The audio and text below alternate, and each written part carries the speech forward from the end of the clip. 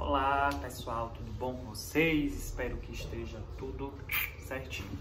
Então, hoje a gente vai falar um pouco sobre o Império Bizantino, né? Para quem não conhece, o Império Bizantino ele vai ser uma extensão ali do antigo Império Romano e eu vou contar hoje como é que tudo aconteceu. Há alguns dias eu mandei para vocês, né, um material. Então esse material já tem umas 2 semanas mais ou menos que eu enviei esse material aí, esse estudo dirigido, e hoje eu vou falar um pouco sobre o Império Bizantino, tá bom? Então vamos começar a falar um pouco sobre como surgiu esse Império Bizantino. Na verdade, o Império Bizantino ele vem como extensão ali do antigo Império Romano. Acontecia que o Império Romano era muito grande e difícil de governar. Então o que é que foi feito, né? Eles dividiram ali o Império Romano em 2 partes. O Império Romano do Ocidente e o Império Romano do Oriente. O Império Romano do Ocidente ficou com a sede em Roma e o Império Romano do Oriente ficou com a sede na cidade de Constantinopla. Na verdade, a cidade era Bizâncio, por isso o nome Império Bizantino, mas essa cidade teve o nome modificado por um dos imperadores romanos chamado Constantino. Então o imperador Constantino ele vai rebatizar a cidade de Bizâncio de Constantinopla, ou cidade de Constantino. Acontece que no ano 476 depois de Cristo, o Império Romano do Ocidente ele cai, ele vai ser ali destruído, digamos assim, pelas invasões dos povos germânicos. Entretanto, contudo, todavia, o Império Romano do Oriente continuou a existir com o nome de Império Bizantino, certo?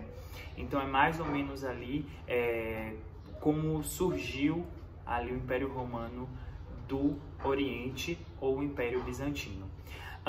No Império Bizantino, os imperadores eles eram vistos como deuses, então eles tinham poder sobre o Estado, sobre o exército, sobre a igreja e eram tratados ali como se fossem os deuses na Terra, né? Como se fosse Deus na Terra.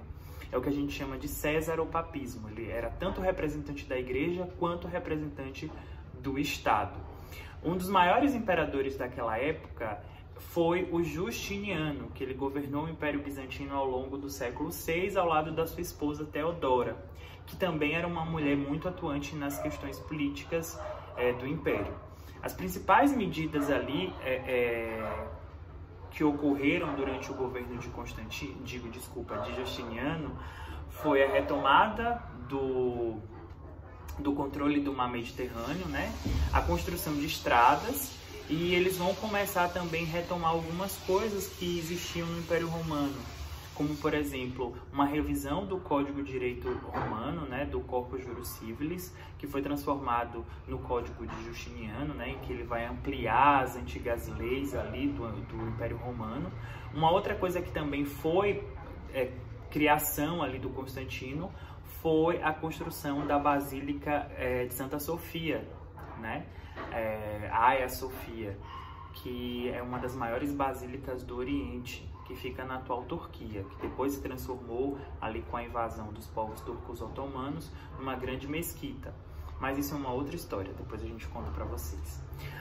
E também eles vão começar a adotar o grego, que era muito falado, muito mais do que o latim, como linguagem oficial, como língua oficial ali do Império Romano do Oriente. Então a gente vai ter essas principais mudanças acontecendo durante o governo de Justiniano. É claro que Justiniano não ia viver para sempre e todos os territórios que foram conquistados na Península Itálica, norte da África e sul da Península Ibérica, além de áreas no Oriente, elas vão começar a ser perdidas depois que o Justiniano ele sai do poder. Então acontecem diversas outras situações que após a morte do Justiniano, que vai fazer com que o Império se fragmente e diminua a sua extensão territorial. Mas o Império Bizantino ele ficava nas principais rotas de comércio entre o Oriente e o Ocidente, principalmente dos produtos que vinham da China, né, através da Rota da Seda. Então era uma área extremamente estratégica ali naquela época, porque passavam as principais caravanas comerciais. E isso fazia da cidade de Constantinopla um lugar extremamente rico, certo? Uma outra característica que é importante da gente salientar desse império era a utilização de mosaicos. Eles gostavam muito de utilização de mosaicos e esses mosaicos eles estavam presentes no cotidiano de todas essas pessoas, né? A arte bizantina era muito influente e esses mosaicos eram uma das bases dessa arte bizantina. Uma outra coisa também que aconteceu durante esse governo ali, durante a estruturação desse império, foi a primeira grande divisão da Igreja Católica, que foi a chamada Cisma do Oriente. No século XI, né, em 1053, 1054, a Igreja de Constantinopla, que tinha características muito particulares, né, muito peculiares, rompe com a Igreja de Roma, e aí a gente tem a grande Cisma do Oriente, que foi uma divisão na cristandade por conta das principais diferenças nas bases religiosas que cada um possuía. E aí criou-se a Igreja Ortodoxa e criou a Igreja Católica Apostólica Romana. Né? Recentemente até houve uma conversa aí de que eles iriam voltar, de que o Papa Francisco tinha conversado com o patriarca da Igreja Ortodoxa e que eles pretendiam fazer essa união, mas isso não se efetivou.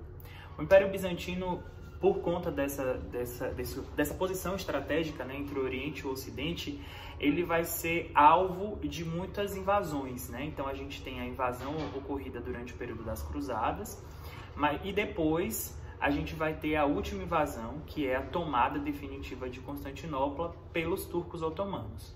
Isso aconteceu no século XV, 1453, quando, liderados pelo Maomé II, que não tem nada a ver com o Maomé fundador do islamismo, os turcos otomanos vão para as portas, à frente das muralhas de Constantinopla e vão bombardear Constantinopla durante 56 dias seguidos.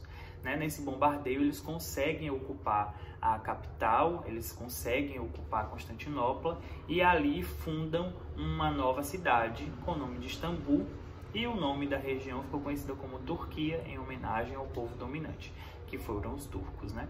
Mas Constantinopla e o Império Bizantino como um todo deixam um legado muito grande de cultura, de histórias pra gente, né?